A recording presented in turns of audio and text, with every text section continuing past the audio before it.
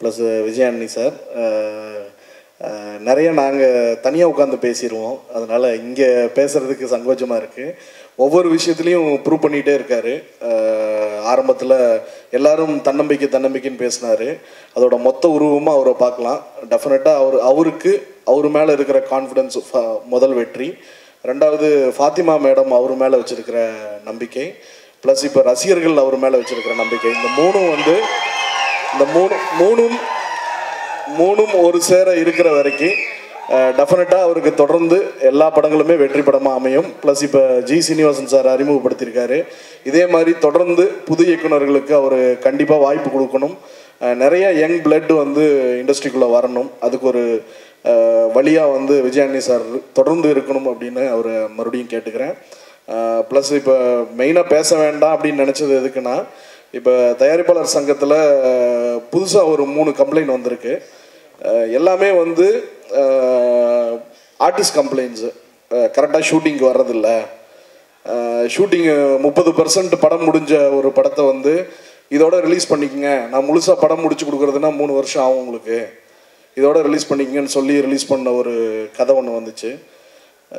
எந்த அளவுக்கு டெடிக்கேட்டடாக ஒரு விஜயானி சார் மாதிரி ஒரு ஹார்ட் ஒர்க்கர்ஸ் ஒரு 90% இருக்காங்களோ, ஒரு 10% அவ்வளோ பொறுப்பு இல்லாமல் அவங்க மேலே நம்பிக்கையாக ஒரு இண்டஸ்ட்ரியில் இப்போ சுப்பிரமணியன் சாருக்கு தெரியும், அபிராமி ராமநாதன் சாருக்கு தெரியும், அந்த படத்து மேலே 18 கோடி ரூபாய் கொடுத்துருக்காங்க, டெபாசிட்டாக கொடுத்துருக்காங்க.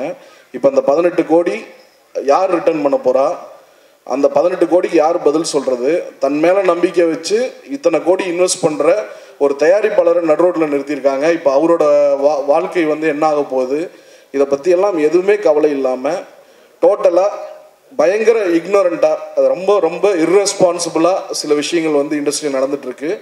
எங்களுக்கு பயம் என்னென்னா, 90% நல்லா உழைச்சிக்கிட்டு இருக்கிற, சின்சியராக உழைச்சிக்கிட்டு இருக்கிற, தங்களை நம்பி முதலீடு பண்ணுறவங்க எல்லாரும் சேஃப் ஆகணும்னு டே அண்ட் நைட் உழைச்சிக்கிட்டு இருக்கிற விஜயானி சார் போன்ற ஆட்கள் எல்லாரும் இந்த மாதிரி 1-2 எக்ஸாம்பிள் வர்றப்ப நம்ம மட்டும் ஏன்டா இப்படி உழைக்கிறோம், நம்மளும் ரிலாக்ஸ்டாக இருக்கலாமேன்னு தோன்றதுக்கான ஒரு தவறான முன்னுதாரணமாக சில பேர் அமைஞ்சிடக்கூடாது அப்படிங்கிற ஒரு விஷயம் இப்போ இண்டஸ்ட்ரியில் பயமாக இருக்குது. இப்போ டோட்டலாகவே அந்த ப்ரொடியூசரோட இது மிகப்பெரிய கேள்விக்குறியில் இருக்குது. தயாரிப்பாளர் சங்கத்துக்கு அவர் முடிஞ்ச அளவுக்கு போராடி பார்த்துட்டு இப்போ தான் கம்ப்ளைண்ட் கொடுத்துருக்காரு. அது டோட்டல் விஷயங்களை கேள்விப்படுறப்ப அவ்வளோ சங்கடமாக இருக்குது. அந்த ரிலீஸ் தேதி அன்றைக்கி அந்த தயாரிப்பாளர் எவ்வளோ கஷ்டப்பட்டார், எத்தனை பேரை ரிக்வெஸ்ட் பண்ணி அந்த படத்தை ரிலீஸ் பண்ணார். அந்த தயாரிப்பாளருக்காக நைட்டு போய் நானும் இன்னொரு செயலாளர் கதிரேசனும் போய் நாங்கள் நிற்கிறோம். ஒரு ஸ்டார் ஹோட்டலில் போய் நிற்கிறோம் அந்த ஹீரோவை பார்க்குறதுக்கு. கீழே நைட்டு 11 மணிக்கு போனது, விடிய காலையில் 5:30 மணி வரைக்கும் நாங்கள் லாபியில் நின்றுட்டுருக்குறோம். கீழே பார்க்குறது கூட மறுத்துட்டாப்புல. அதெல்லாம் சங்கடம் இல்லை, ஏன்னா நாங்கள் போனது தயாரிப்பாளருக்காக தான் போனோம். அவர் பார்க்கணுன்னுலாம் எதிர்பார்த்து போகல. இருந்தாலும் அவருடைய படம் ரிலீஸ் ஆகுது. டோட்டலாகவே 29 நாள் தான் ஷூட்டிங் வந்திருக்காரு.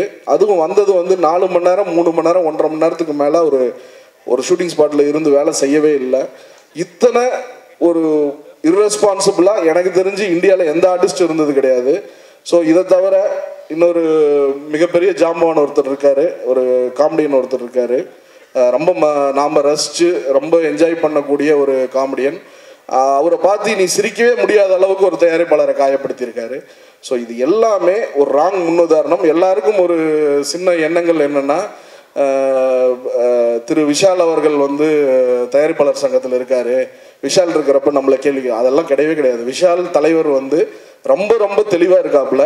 நடிகர் சங்கம் சம்பந்தப்பட்ட எந்த விஷயத்துலையும் நான் தலையிட மாட்டேன், அது நீங்கள் நடவடிக்கை எடுங்க, கமிட்டியில் நடவடிக்கை எடுங்கன்னு சொல்லியிருக்காப்புல. நாங்கள் ஸ்ட்ராங்காக நடவடிக்கை எடுக்க போகிறோம். இவங்க மற்ற இப்போ எப்படி ஒரு 3 தயாரிப்பாளர்கள் நடுரோட்டில் நிற்கிறாங்களோ, அதே மாதிரி நாளைக்கு எந்த ஒரு தயாரிப்பாளரும் நான் இவரால் பாதிக்கப்பட்டேன்னு நிற்கக்கூடாதுங்கிறதுல தயாரிப்பாளர் சங்கம் ரொம்ப தீர்மானமாக இருக்குது. இது கண்டிப்பாக இது ரொம்ப ஸ்ட்ரிக்டாக எடுத்து இது பண்ணக்கூடிய ஒரு விஷயமா இருக்கும். ப்ளஸ் அதெல்லாம் பார்த்துட்டு அந்த கதைகள்லாம் கேட்டுட்டு இங்கே இவ்வளோ ஹார்ட் ஒர்க்கு, இவ்வளோ டே அண்ட் நைட் உழைச்சிருக்காங்க. இந்த உழைப்புக்காக இந்த படம் மிகப்பெரிய சில்வர் ஜூப்ளி படமாக அமைஞ்சு எல்லாருக்கும் மிகப்பெரிய பணத்தை ஈட்டி தரணும்னு ஆண்டவனை வேண்டிக்கிறேன். நன்றி, வணக்கம்.